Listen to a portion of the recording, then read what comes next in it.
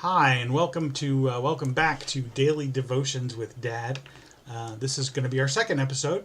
My name is Seth. My name is Jeremiah. Jeremiah, and he's God, and we're not. He's God, and we're not. That's right. So this is Jeremiah. Yesterday, if you looked at our video from yesterday, and if you hadn't, you're going to need to. We had our first with Philip. Today we're going to do one with Jeremiah. Today's devotion is entitled Seducing Spirits, and the text comes from 1 Timothy 4:1. All right, you want to go ahead and read that for them? You can read it here or there. Now the Spirit speaketh expressly that in the later... It's actually latter because it has two T's. Okay. Latter times some shall depart from the faith, giving heed to seducing spirits and doctrines of evils. Doctrines of devils. Ooh, doctrine's a big word. Do you know what doctrine means? No. You never heard the word doctrine before? I've heard it, but I don't know what it means. Well, that's an easy one. The word doctrine just means teaching. So every day when you go to math class, you get math doctrine. Actually, we do it here. I know that. But when you open up your history book is full of history doctrine. So what do you think the doctrines of devils? That doesn't sound very good, does it? No. Well, let's see what, again, and our devotion today, as I said, is called Seducing Spirits, and it's from the Institute for Creation Research, which, again, has graciously allowed us to use their devotions. We're very thankful to them for that. And was written by, I believe, Dr. John Morris. So let's read what he has to say. It says, "These latter days are surely characterized by the tragic departure from the faith on the part of many.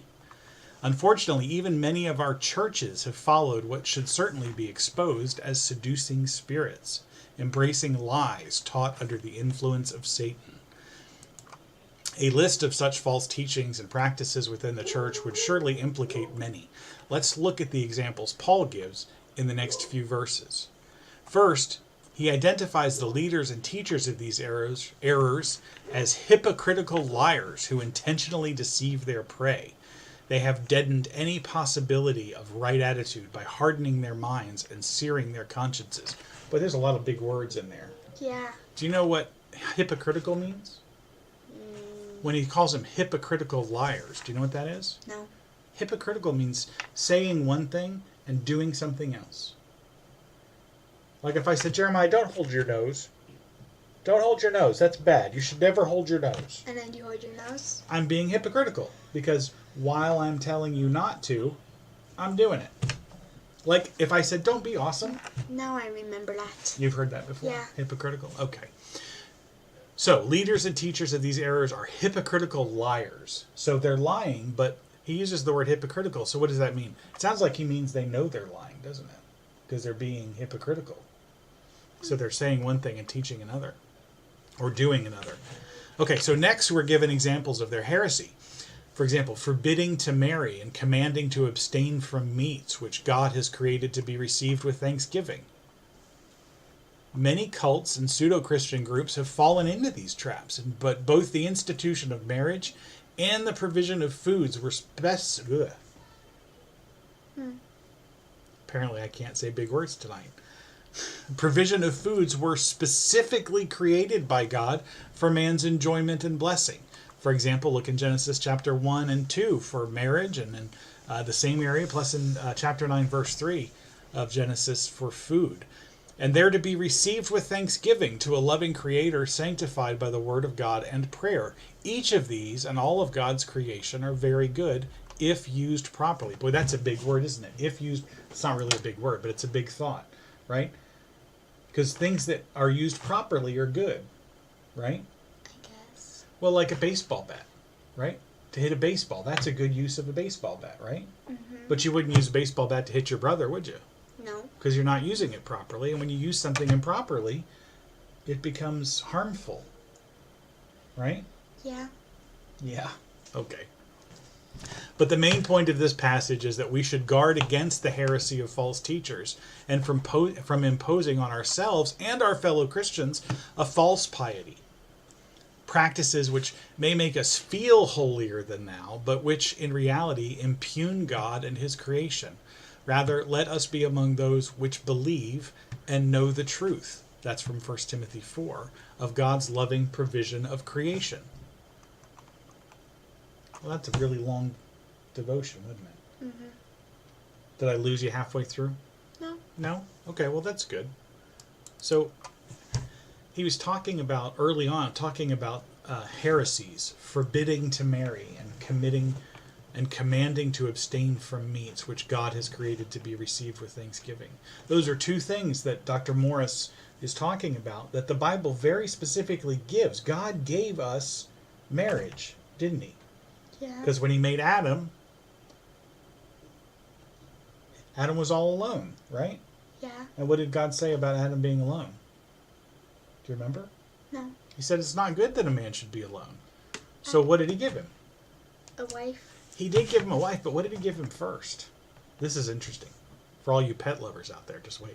I have no idea. Well, the first thing God did was he brought every other thing that he had created. He brought it all to Adam so that Adam could name it.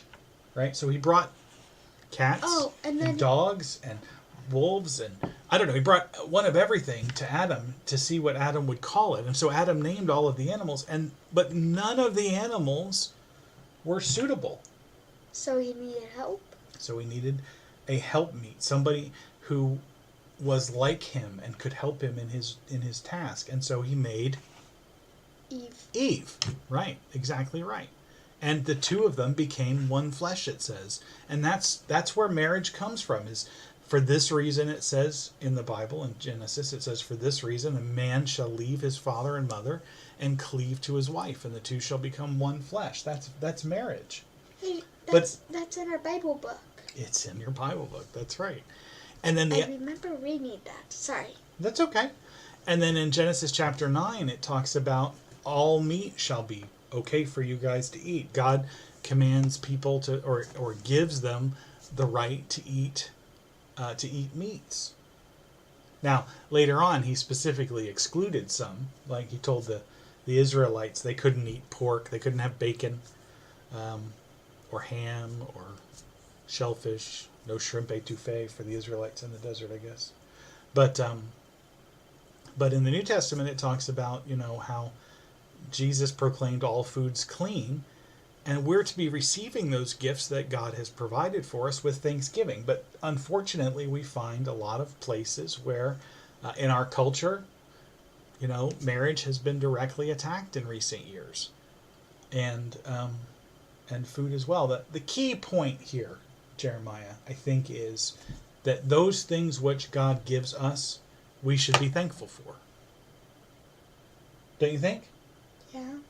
What kind of things has God given you that you're thankful for? You, Mom, my family, Cooper.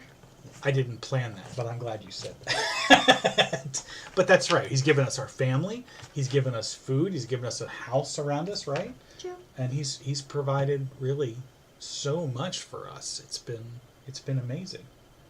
One of the things that he gave your mom and I that we're really, really thankful for.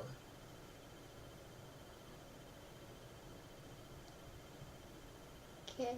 Do you know? You. Oh. Yeah, God gave us you, and we were really, really, really thankful that he did. Right? So it's just really important to recognize the blessings in our lives, the things that God has done for us, and give him praise and thanksgiving for them. Right? Yeah. Yeah. Well, good. Very cool. All right, well, that is our second episode of, what are we calling this? Oh, Daily Devotions with Dad. And again, I'll put our names up for you. My name is Seth. And my name is Jeremiah. And he's God, and we're not. That's right. So thank you so much again. We do hope you will subscribe. I'm going to put a subscribe link up here in a moment, as well as a link to probably yesterday's devotion, and we'll have to back chain that way. I do appreciate you being here, and we hope to see you again. Thank you so much.